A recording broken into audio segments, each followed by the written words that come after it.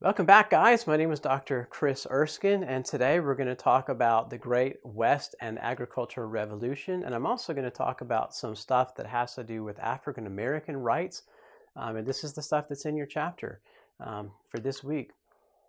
So, this very first slide, let's just jump right in.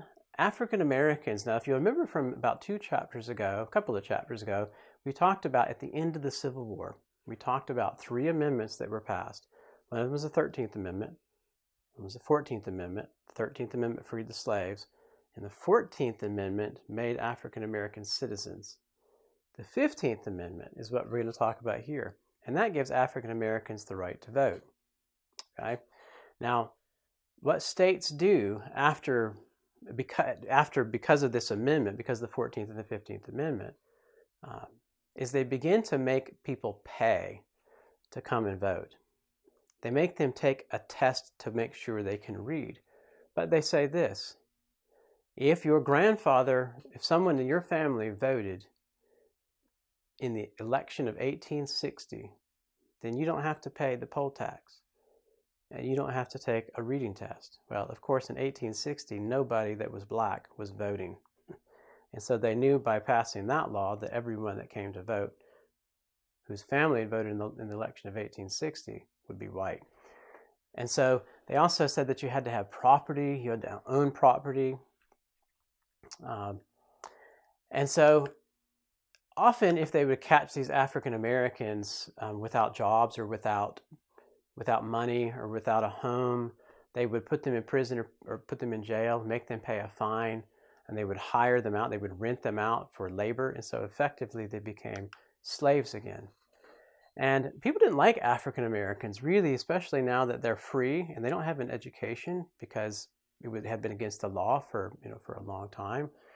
And so there was one way to get rid of them was simply to lynch them. Now, lynching means you kill them, and you don't kill them after they've been found guilty. Lynching is when a mob of people, a group of people, surrounds a person and they take the person and they kill them. And that's lynching. Often they would hang them or beat them to death. And in 1892, 161 African Americans were lynched. It's the highest year. Around 5,000 people were lynched between the 1870s to the 1920s. It's a lot of people. One man by the name of Ed Johnson was lynched in 1906 right here in Chattanooga on a bridge. And they hung him from the bridge, and not from the where he's hanging onto the river. The bridge has a trestle bridge, and so it has steel supports going over, and so they hung him where they could look right at him, and he's facing them as he's hanging, and he wasn't dying, and so someone shot the rope, and he fell down, and they beat him, and they shot him some more until finally he died. But he was innocent. He didn't do anything, but it didn't matter because that's what mob justice was. It was lynching. And so in 1875, there was a Civil Rights Act that made discrimination unconstitutional, made it illegal. And so what I want to talk for this lesson about is a court case called Plessy v. Ferguson. It's a very famous court case. And this is the one that you're going to find in another chapter, but it fits in the year. It fits 1890s. It fits into this chapter. 1896, this court case is decided, and it goes all the way to the United States Supreme Court. We look at the next slide. Plessy v. Ferguson, 1896. A group of New Orleans, or N-O, Louisiana, L-A, people from New Orleans call themselves NOLA, New Orleans, Louisiana. Group of people from New Orleans, Louisiana, convinced Plessy to violate or to break the law. And the law was that he had to ride in a car that was for all blacks because he was part black. Now, he's only 1/8 black, and so he really looked white. And he gets into the white rail car, and he's supposed to be in the car for black people. And this is all orchestrated. He knows what's going to happen. And a police officer, detective, comes on and arrests him for being on the wrong car, and he looks white. They arrest him, they take him to jail, and it goes all the way through the courts, and he's found guilty until finally he gets to the United States Supreme Court. And the United States Supreme Court says that the separate rail cars are still equal, that one rail car arrives at the train station at the same time as another rail car. So the black car and the white cars are the same. This is what the Supreme Court said in Plessy v. Ferguson. And Plessy v. Ferguson is one of the most important Supreme Court decisions in the last 150 years. So looking at the next slide, Plessy v. Ferguson, the second slide that says Plessy v. Ferguson. Here's my question to you. Constitutionally, is this valid? The Supreme Court says that it's equal. The train cars are equal, even though one is all black and one is all white. Is that equal for those people? And so the 14th Amendment, now remember back to the 14th Amendment. We talked about that in a couple chapters ago. No state, let's read this together. Look at this slide.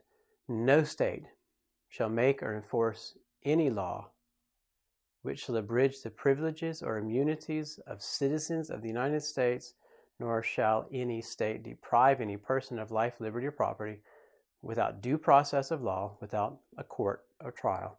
Now here's the important part. Nor to deny to any person within its jurisdiction the equal protection of the laws. So here's the question. Are blacks and whites being given equal protection if they're on separate train cars? Well, Plessy v. Ferguson says they are. Look at the next slide. There were 8 judges in the Supreme Court, and 7 of them said that it's fair. And 1 said it's not.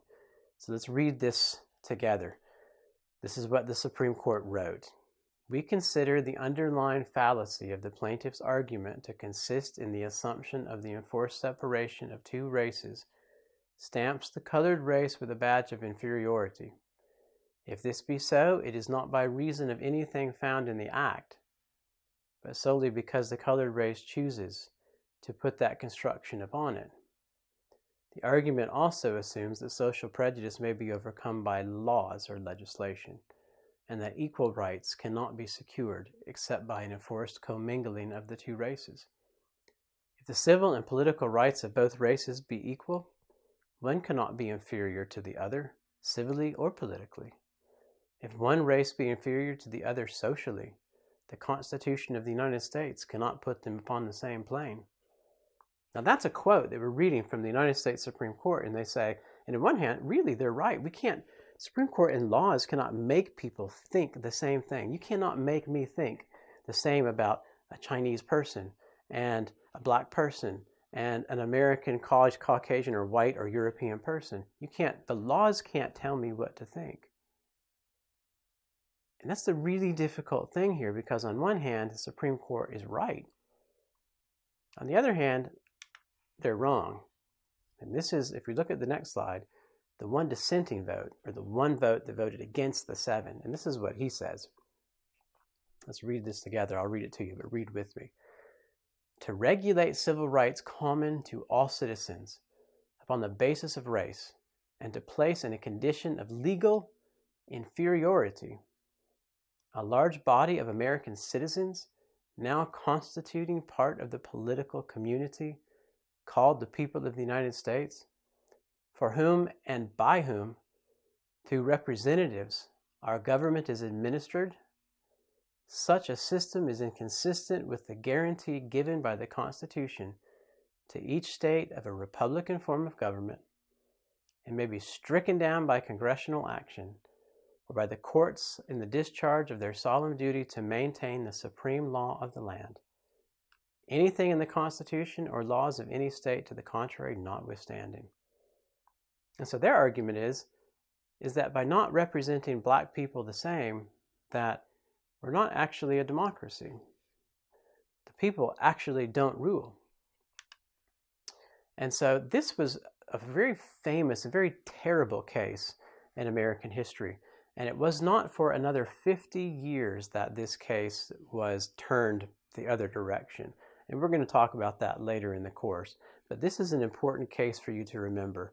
Plessy versus, or v, we say, Plessy v. Ferguson in 1896.